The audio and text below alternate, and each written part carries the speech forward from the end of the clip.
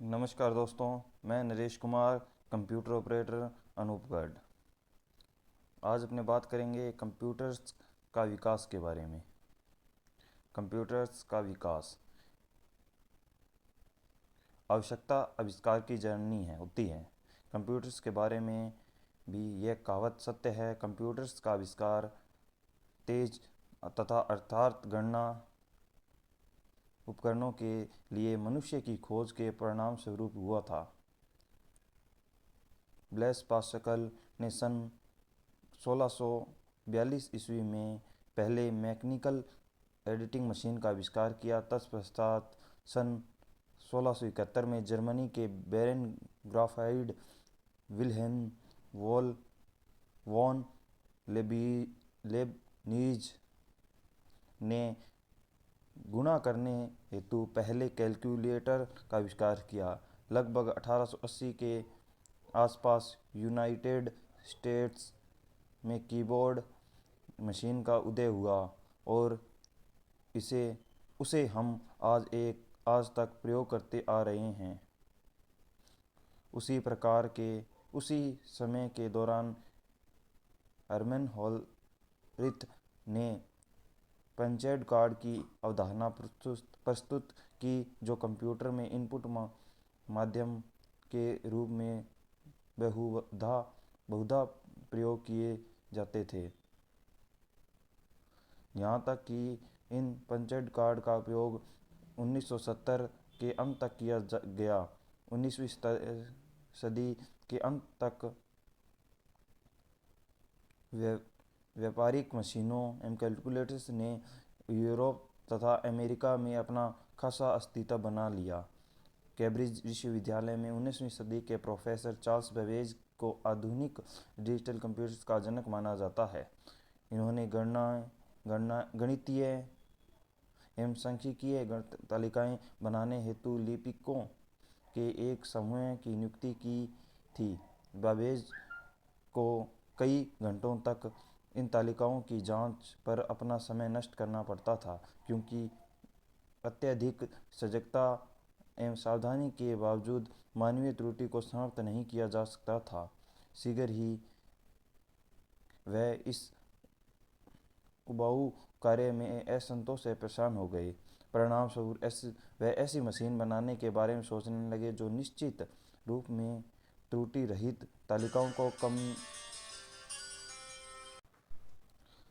परिणाम स्वरूप वह ऐसी मशीन बनाने के बारे में सोचने लगे जो निश्चित रूप में त्रुटि रहित तालिकाओं को कम्प्यूट कर सके। इस प्रक्रिया में 1822 में बावेज ने एक डिफरेंस इंजन बनाया जो विश्वसनीय तालिकाएं बना सका। 1842 में बावेज के मन में ऐसा स्वयं संचालित विश्लेषणात्मक इंजन बनाने का विचार आया जो औसतन 60 जोड़ प्रति मिनट की गति से किसी भी गणितीय समस्याओं के लिए मूल अंकगणितीय कार्यों को कर सके। दुर्भाग्यवश वह इस मशीन का कार्यात्मक मॉडल प्रस्तुत नहीं कर पाए, क्योंकि उस समय मशीन के निर्माण में प्रयुक्त होने वाली स्पष्ट अभियांत्रिक मौजूद नहीं थी।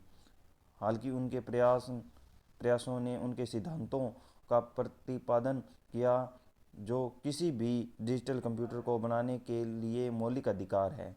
कंप्यूटर के विकास में बेहतर दृष्टिकोण रखने के क्रम में पूर्व के सुविधा ख्यात कंप्यूटर्स के बारे में चर्चा करना उपयोगी सिद्ध होंगे। यह निम्नवत हैं। Mark computer. यह कंप्यूटर इसे ऑटोमेटिक सीक्वेंस कंट्रोल्ड कैलकुलेटर्स के नाम से भी जाना जाता है। यह हार्वर्ड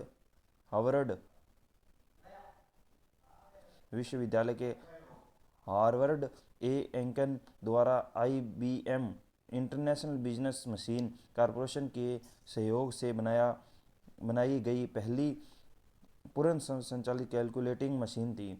यह एक इलेक्ट्रोमैकेनिकल उपकरण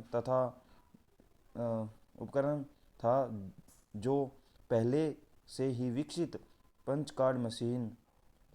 कार्ड मशीन की तकनीकों पर आधारित था। यद्यपि यद्यपि इस मशीन में अत्यधिक विश्वसनीयता हासिल की, परंतु यह डिजाइन में काफ़ी जटिल एवं आकार में बहुत बड़ी थी। इसके संचालन को नियंत्रण करने के लिए इसमें 3000 विद्युतीय स्विचों को लगाया गया था। साथ ही यह 50 फीट लंबी और 8 फीट ऊंची थी। यह 5 मूल अंकगणितीय कार्य जोड़, घटाना, गुणा, भाग तथा 2.23 दशमलव अंकों तक अंक तालिकाओं को करने में सक्षम थी। यह दो संख्याओं को जोड़ने में लगभग 0.3 सेकंड तथा दो संख्याओं को गुणा करने में लगभग 4.5 सेकंड लेती थी। स्पष्ट, यह मशीन आज के कंप्यूटर्स की तुलना में अत्यधिक धीमी थी।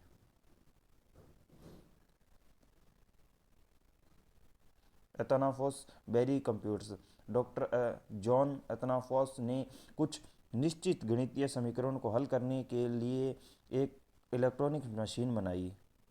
इस मशीन को इसके आविष्कारकर्ता एथनाफोसोफ एवं उनके सहायक क्लिफोर्ड बेरी के नाम के आधार पर एथनाफोसोफ बेरी कंप्यूटर तथा ABC कहा जाने लगा। इसमें आंतरिक लॉजिक एवं स्टोरेज हेतु कैपेसिटर के लिए 4-5 निर्वात ट्यूब्स का प्रयोग किया गया था। ENIAC electronic numerical integrated and calculator संपूर्ण रूप से पहला इलेक्ट्रॉनिक कंप्यूटर था। इसका निर्माण प्रोफेसर जे प्रेस्पर एक्राट और तथा जॉन माउकली के नेतृत्व में गठित टीम द्वारा पेंसिल्वेनिया विश्वविद्यालय अमेरिका के मूल स्कूल ऑफ इंजीनियरिंग में किया गया था। इस टीम ने सैन्य जरूरतों की वजह से इसे बनाया था।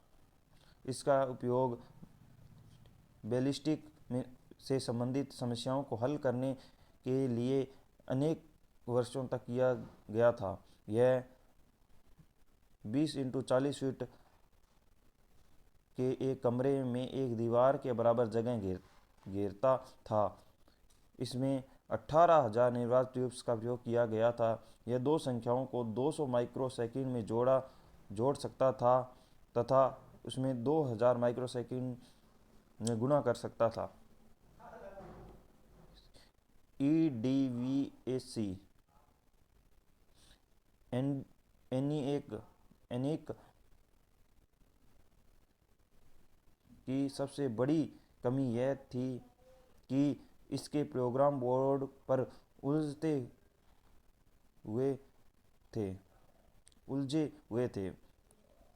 इसकी वजह से प्रोग्राम में परिवर्तन करना बहुत कठिन होता था।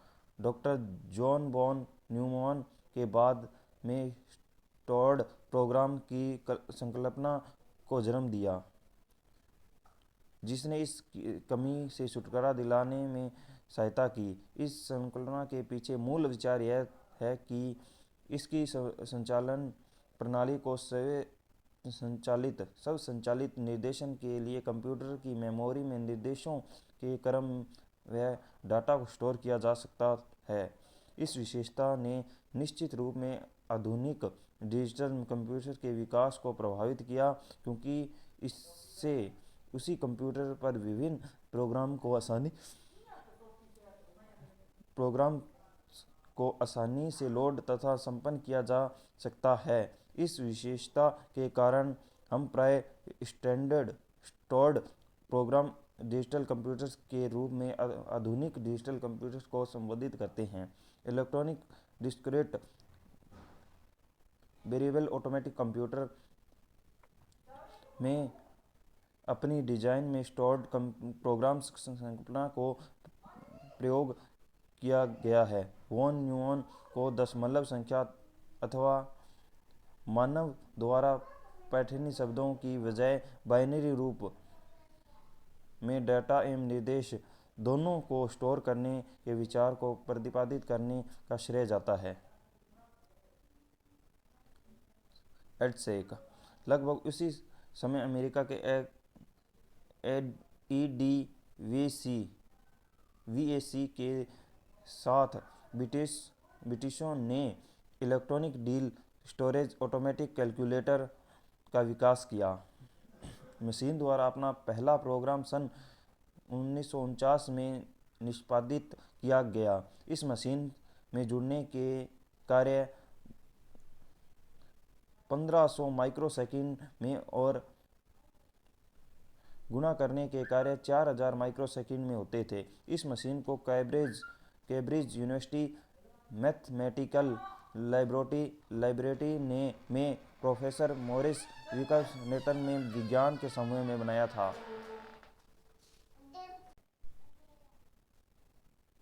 यूनिवेक यूनिवर्सल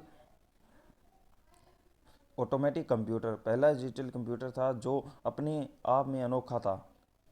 इनको यूनिवेक मशीन बनाए गए, जिसमें पहले मशीन 1951 में जन्ना ब्यूरो में स्थापित की गई और इसका उपयोग लगातार दूसरे वर्ष तक किया गया।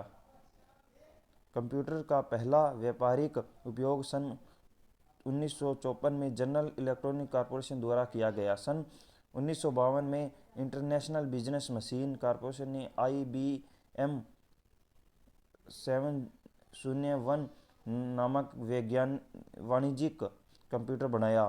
तीव्रतम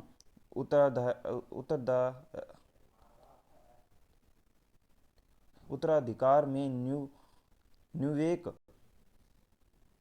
न्यूवेक फर्स्ट एवं 700 सीरीज के मशीन के उत्तम किस्म के मॉडल बनाए गए। IBM ने IBM 650 मशीन बनाई और 1000 से अधिक इन कंप्यूटर्स की बिक्री की।